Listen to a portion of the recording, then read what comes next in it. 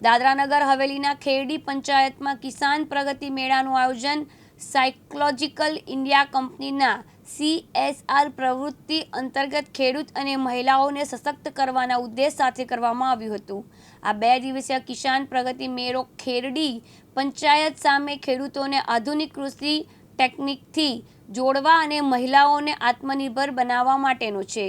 કાર્યક્રમની શરૂઆત કંપનીના નિર્દેશક પ્રકાશ રમન અને ખાનવેલ STPO આદર્શ પટેલ દ્વારા રિબિન કાપી કરવામાં આવી હતી। આ મેળામાં કૃષિ વિશેષક દ્વારા બેન્કિંગ ઉત્પાદનોની જાણકારી, કૃષિ યંત્રોની પ્રદર્શની, સ્વયં સહાયતા સમૂહોના સ્ટોલ, उत्पादन प्रदर्शन, पारंपरिक नृत्य और नाटक बाद पुस्तक और सम्मान समारोह आयोजन करवामां आव्युं हतुं।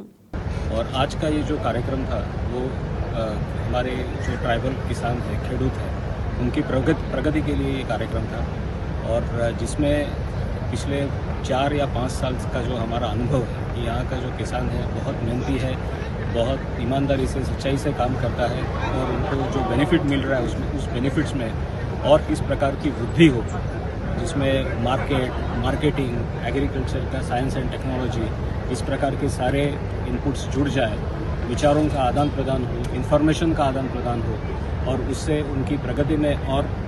फायदा हो, इस उद्देश्य से ये कार्यक्रम का आयोजन किया था। और जिस प्रकार से हमें इस कार्यक्रम से लोग जुड़े हैं अलग अलग स्तर से,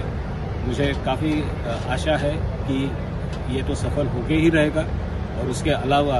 आने वाले दिनों में इस प्रकार की प्रवृत्तियाँ और होंगी और हमारा जो उद्देश्य है किसानों की प्रगति, उसमें हम पूरी तरह से। जैसे आपने मुझे क्वेश्चन पूछा कि हमारे किसान प्रोग्राम आयोजन किया है,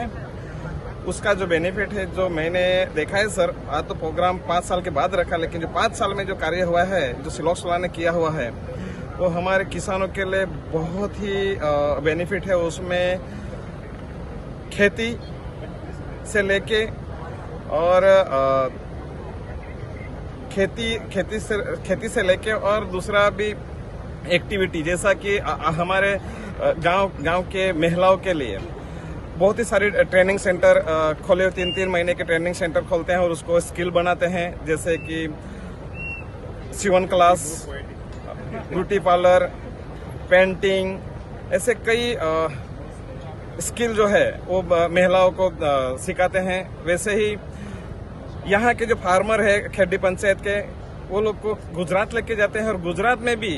वहाँ के लोगों ने जो फार्मिंग की हुई है वो भी वहाँ पे जाके वो लोग को ट्रेनिंग देते हैं और वो दिखाते हैं कि कैसे खेती होनी चाहिए। उसके साथ ही साथ मधुमक्खी का जो भी मध के लिए, उसके लिए भी ट्रेनिंग देते हैं, मधुमक्खी का पेटी भी देते हैं मध के लिए।